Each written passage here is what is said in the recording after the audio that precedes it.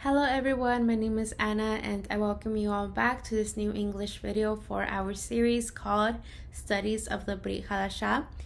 In today's video, we'll be analyzing chapter 24, starting from verse 3, or continuing with verse 3 on to verse 51. And the title for today's video is Signs for the Faithful Servant to Prepare. Starting with verses 3 to 8, it says, As Yeshua sat on the Mount of Olives, the disciples came to him privately, saying,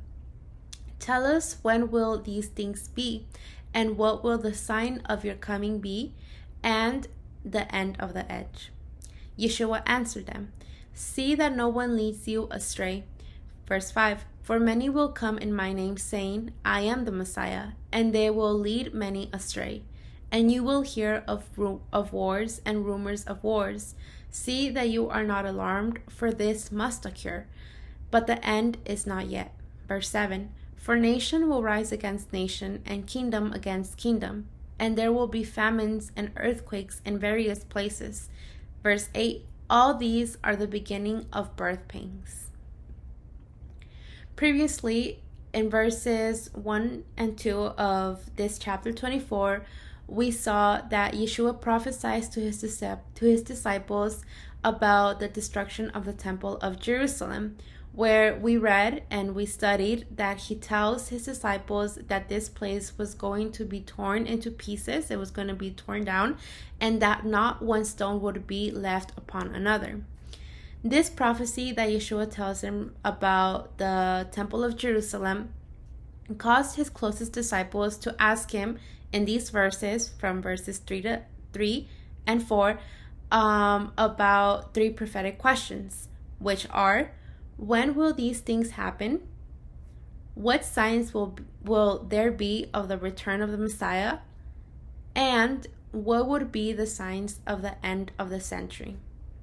The reason why his disciples asked him these questions regarding the future was not because Yeshua was a fortune teller, just as he had already been classified by the religious leaders of that time, but rather the reason why his disciples asked him these prophetic questions was because so that they would be able to prepare themselves and also be able to be aware of all of these prophetic events that were going to happen. And at the same time, they would also be able to take action, how I said, to prepare themselves for what was going to be happening in the course of their lives. In these verses, focusing on the answers that Yeshua gives to these questions from his disciples, we can see that the divine presence dwelt in the Messiah, and therefore it is why he had that full knowledge of what was going to happen in the future and give his disciples the response to these prophetic questions. And the reason why I say that in these verses we can realize, or we can see, that the divine presence dwelt in the Messiah is because we have the example in these verses of how he gave prophecy not only for that time of what was going to occur in the time of the disciples, but also we can read that later on, or we can read later on from these verses about prophecies that we are still hoping in our days for them to be fulfilled at the end of the world. It is important to mention that all of these prophecies given by the Messiah were not only regarding or for Jerusalem, but also they were for the nations. Since we can read in Yeshua's response to these questions that he mentions that nation will rise against nation, that there are going to be rumors of wars, that they're going to be heard, that there was going to be announcements of false messiahs and false prophets, as well as there were going to be earthquakes, famines, etc. And all of these signs, or all of these events that were going to be, or that were going to occur not only in Jerusalem, but also for the nations, or in the nations, they were all going to be fulfilled in their specific time, which later on we can read that the disciples saw them being fulfilled, and how he said some of these fulfillments, or some of these prophecies, we are still waiting for them to be fulfilled. And the reason why all of these questions were written for us to read nowadays is so that we can currently understand the prophecies of the Messiah, where some, how I mentioned, have been already fulfilled and others are waiting to be fulfilled. In addition to all of this, we can also read that all of these words serve as a testimony to prove that all truth resided in the Messiah, since all of the words that he said within these verses have been fulfilled until this day. If we analyze Yeshua's response, we can see that it is divided into three large groups, since he does answer three different questions. The first group is regarding to the destruction of the Temple of Jerusalem. And this prophecy, how I said, has already been fulfilled. This prophecy actually was fulfilled in the times of the apostles, which was in the years 70 and to 130 after the Messiah. And this event happened, just as it says, after the Messiah was raised and was taken into the heavenly. And then we can read throughout the history, we can see how after the Messiah was taken into to the heavenly, the destruction of the temple starts happening, and it starts being fulfilled through the general Titus the Great, who was under the command of the Roman Emperor Titus Flavius Vespasian. Also, during these times, we can see that what Yeshua tells his disciples of what would happen to them after his exaltation to the heaven is fulfilled. This prophecy can also be, or we can also see it be mentioned in Luke 21, verse 12, when Yeshua says that his disciples and apostles were going to go through not only tribulations but also persecutions. They were also going to be delivered into the synagogues so that they can be either judged or killed by the religious people. Furthermore, we can also see that the prophecy is fulfilled regarding to the false messiahs and the false prophecies that were going to arise, who were going to deceive people. And this was something that actually in the times of Shaul of Tarsus, we can see it we can see that it continues to happen about these false prophets and these false messiahs that were rising.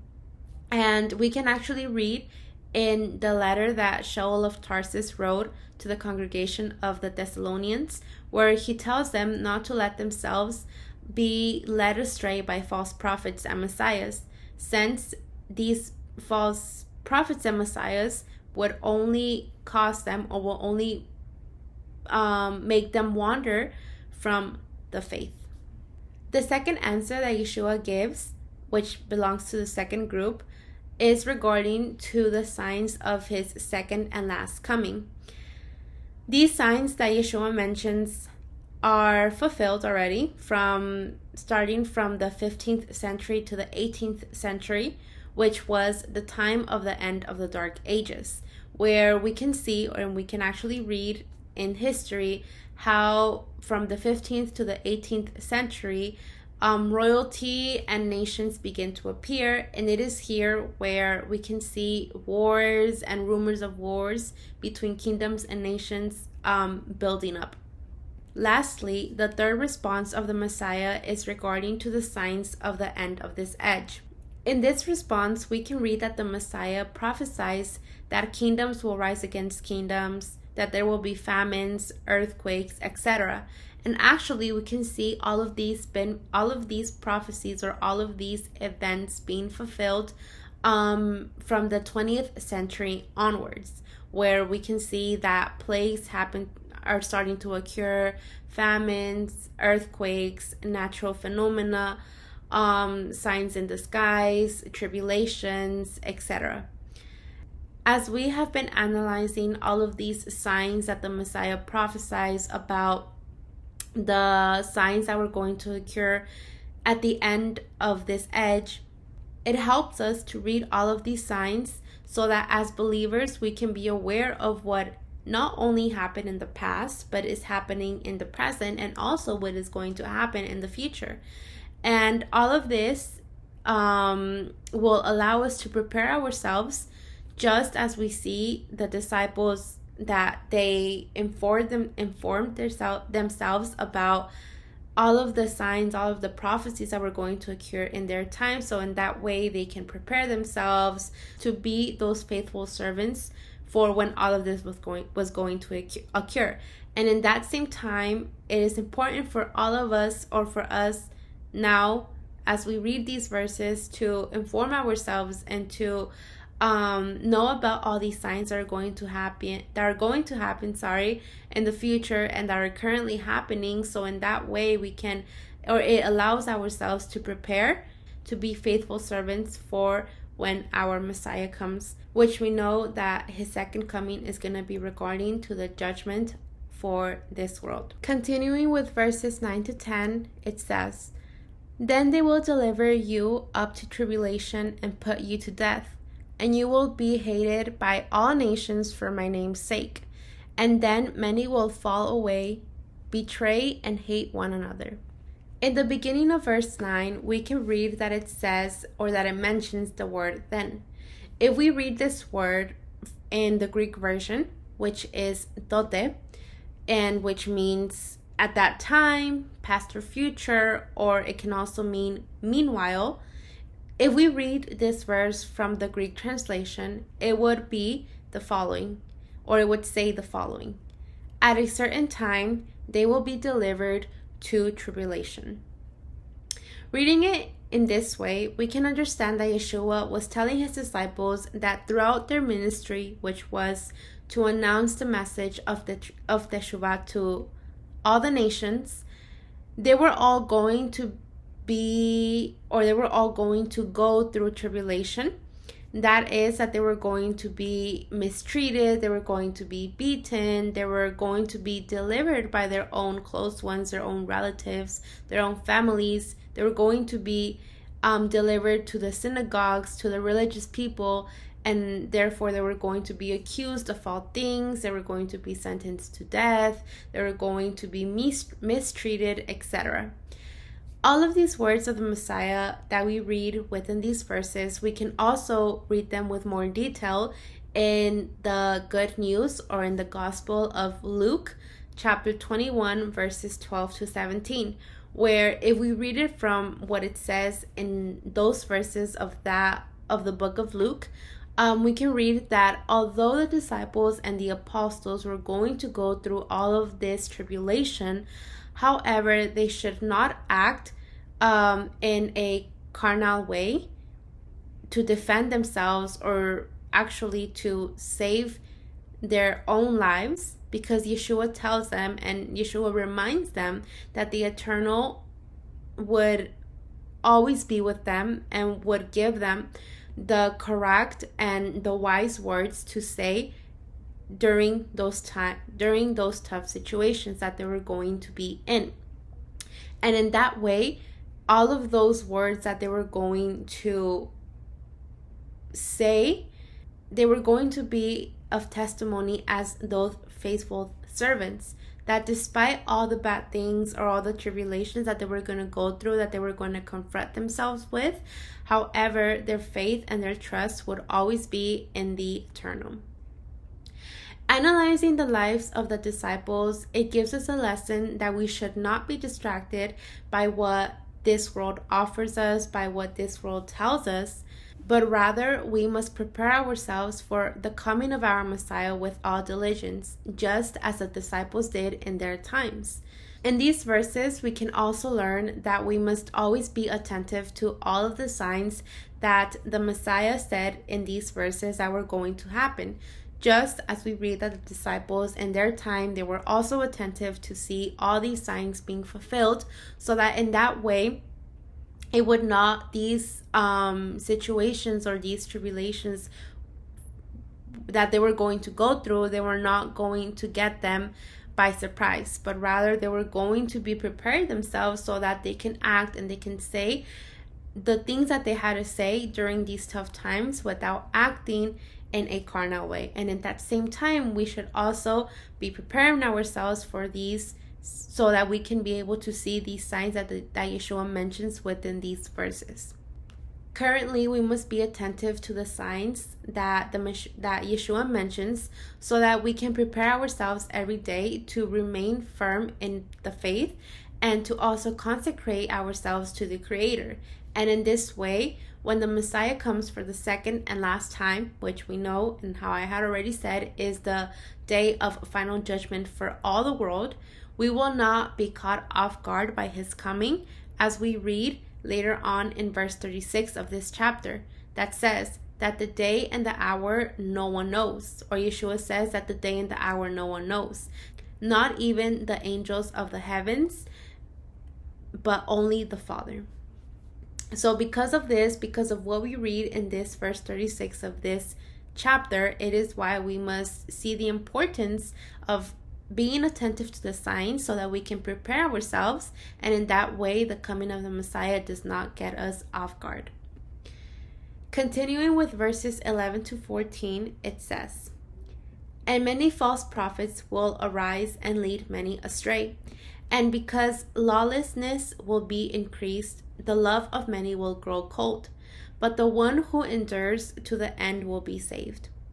14. "And this gospel of the kingdom would be proclaimed throughout the whole world as a testimony to all nations, and then the end will come." In verse 11, we can read that Yeshua prophesied about once again, we can see that Yeshua prophesied about the false prophets that were going to arise within the nations. And like the other prophecies that Yeshua had mentioned within this chapter, they have already been fulfilled in the first century. This happened with the first century, or this was fulfilled. These false prophets were arising with the believers of the first century. And we can even read later on in the letters that the apostle Paul wrote for the nations, that he had to continue reminding these believers of the nations to not be carried away by those false prophets that were still rising. Rather, that they should remain firm in the faith and only have ears to listen to the teachings of the Messiah, which we will read later on, that this job of taking the teachings of the Messiah to different nations were for the apostles and the disciples to fulfill. In other words, the disciples and the apostles, we can read that they would take the teachings of Yeshua to the nations, so that the believers in the nations would have, or would only it would not be easy for them, to be misguided by all these false prophets and all of these false messiahs that were arising. And actually, we can read in 1 John verse 4, chapter 4, verse 1, that it says, "Beloved, do not believe every spirit, but test the spirits to see whether they are of Elohim. For many false prophets have gone out into the world." So in this verse of 1 John, we can read that this situation of the false prophets was still occurring, and the apostles had or saw that importance of reminding constantly the believers of the nations to not fall into these false teachings of these false prophets that were rising. And once again, here we see this prophecy of the Messiah regarding to the false prophets being fulfilled. In verse 13, we can read that Yeshua tells his disciples to stand firm to the end, so that way they would be saved. Although these words were given to the believers of the first century, however, for us nowadays who are reading and also studying these verses, these words of the Messiah, we also receive an important lesson from these verses, which is to pilgrimage every day with integrity, examining ourselves and striving to present ourselves in holiness before our Elohim, always persevering to the end, despite the trials that we may go through the confrontations we might go through the tribulations that we might go through, or through the hard times that present in our lives. And also, this also teaches us that we must always use each circumstance to strengthen our faith and grow in the knowledge of the will of our Father. And thus we will be that good wheat that will be kept in the granary of the eternal. And in that way we will not be found in shame and fear, but rather in hope and obedience.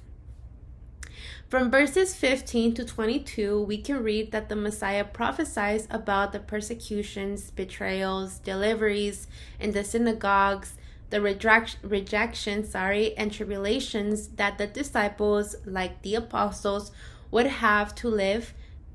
through after the delivery of the Messiah. Also, we can read within these verses 15 to 22 that Yeshua once again mentions the great tribulation that the prophet Daniel had mentioned previously in the book of Daniel chapter 12, where it says that this great tribulation was going to occur, which actually was fulfilled in the year 70 with the Roman Empire, who destroyed the Temple of Jerusalem. And also we can see in history that during that time of tribulation that Jerusalem was going through, they killed children and also pregnant women. And this time of retribution or revenge had to occur because the house of Israel did not want to listen. We can read and we can see how the people of Israel, or the house of Israel, didn't want to listen to the Eternal. They didn't want to obey the Eternal, and on the contrary, they hardened their hearts and rebelled against the Eternal. And for that reason, it is why we see not only in these verses or in these words that Yeshua prophesies of what was going to happen to the people of Israel, specifically to the Temple of Jerusalem, but also of that we can see it being mentioned in the book of Daniel chapter 12 on how the Eternal was going to send them this punishment through the Roman Empire, which we can see it being fulfilled in the year 70 after the Messiah. For this reason, Yeshua warns his disciples and tells them to flee without looking back to the mountains. As I had already mentioned, these events have already occurred and they have already been fulfilled. And for this reason, since they have already been fulfilled, it is why these events that are mentioned within these verses should not be transferred to the future, or should not be taught that they're going to occur once again in the future, as it happens in several or within several religions that they use these words to instill or install fear and terror into the believers of that certain religion, making them think that all of that, this tribulation is going to happen in the future, which, how I had mentioned, it is not going to, because this prophecy was specifically for the Temple of Jerusalem, which has already been fulfilled in the year 70 after the Messiah.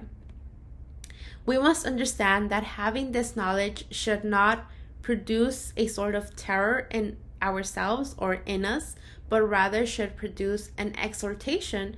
of the importance of being obedient and to cast aside our rebellion and unbelief and untrust that we may get to have at some point. From verses 23 to 28, we can read that these words of the Messiah regard or refer to the second block of the prophecies that Yeshua mentions, or that he mentioned in verses 3 to 8, which is that the false messiahs and false prophets would once again arise. Yeshua mentions that they were going to once again arise among humanity. And here, once again, we can read that Yeshua continues to warn them, the disciples, to be on alert for everything that was going to happen in the future or further on, because false prophets and false messiahs would come and divert the believers of that time from the faith. Verses 29 to 35, we can read about that Yeshua prophesies about the plagues that were going to happen, the famines, the natural phenomena, the signs that were going to be in the skies, such as we can see in eclipses, in meteor showers, in hurricanes, in tornadoes, etc. And all of these signs that we see that Yeshua, or that we can read that Yeshua mentions within these verses 29 to 35 we can see that it begins to be fulfilled around the 20th century until our present days, where we see that all of these signs are occurring, and actually they are growing more and more and more. All of these events, we see more famines, more natural phenomena, more signs in the sky, such as how I said, eclipses, meteor showers, hurricanes, tornadoes. We can also see plagues, etc. So we can see how in our present days this continues to occur, and all of this needs to occur, or it must occur, before the coming of the Messiah. So in that way, once again, how I had mentioned, we can see all of these signs so we can prepare ourselves for the coming of the Messiah. Seeing and analyzing all of these signs that Yeshua mentions within these verses, they show us that the coming of our Messiah is very, very close, because we can also see in humanity how we are living in the times of Noah, where according to what we can read in the scriptures of what was occurring in the time of Noah, it says in the scriptures that the people that were living in that time of Noah, everyone was in their own world. They were living their own lives. They were letting themselves be carried away by their passions, by their carnal desires, which are done in total debauchery, both ideological and sexual, where they have left the natural order given by the Eternal. We can also see that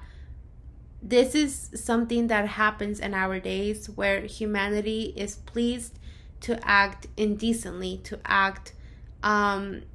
not in the way that the Eternal had established for the human being to act.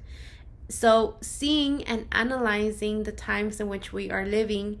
and analyzing it with the times that were occurring in Noah's times, we can come to the conclusion that the end will happen just as when the flood occurred, which the people of that time didn't understand what was going on. They didn't understand what was happening until the very moment, and that is where they knew what was happening, but there wasn't enough time for them to be saved. And in that time, or in that same way, it is going to happen with the coming of the Messiah, because just as I had mentioned,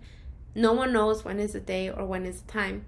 for the Messiah to come. For that reason, it is why we must prepare ourselves every day that we have of life, so that we are not caught off guard. From verses 36 to 41, we can read that the Messiah says that no one knows the day of his second coming, neither the celestial beings nor himself, and much less humanity. That is to say that only the Eternal knows when the second coming of the Messiah will occur.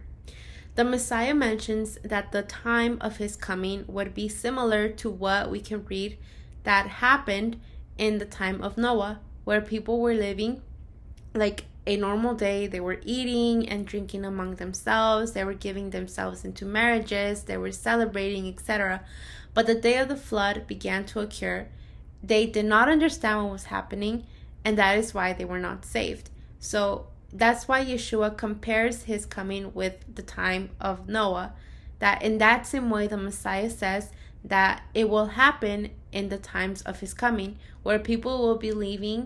they will be living and acting normally like a normal day, because once again, we do not know when, where, and how, what day, what hour the Yeshua's coming is gonna happen. And this gives us a teaching and reminder at the same time that now that we know what the signs are for his coming, and that we are seeing them being fulfilled, we must be preparing ourselves in obedience and consecration for the coming of the Messiah, because his coming will bring just judgment to the entire world. And therefore we must prepare ourselves, because as it says in these verses, some will be left and some will be taken. Finally, from verses 42 to 51, we can read an exhortation that as believers we must keep watching, consecrating ourselves, and believing in the Father in order to be ready for the coming of the Messiah. Yeshua on many occasions repeats to his disciples the instruction to keep watching, to keep alert. Furthermore, later on in the letters to the nations, we can read that the emissaries transmit the same instruction over and over again to the believers of the nations. And we can actually read this in First Corinthians 16, verse 13, that says, "Be on your guard, stand firm in the faith, be courageous, be strong." The reason the apostles taught this over and over again was because they knew it would require an effort of their part to remain firm,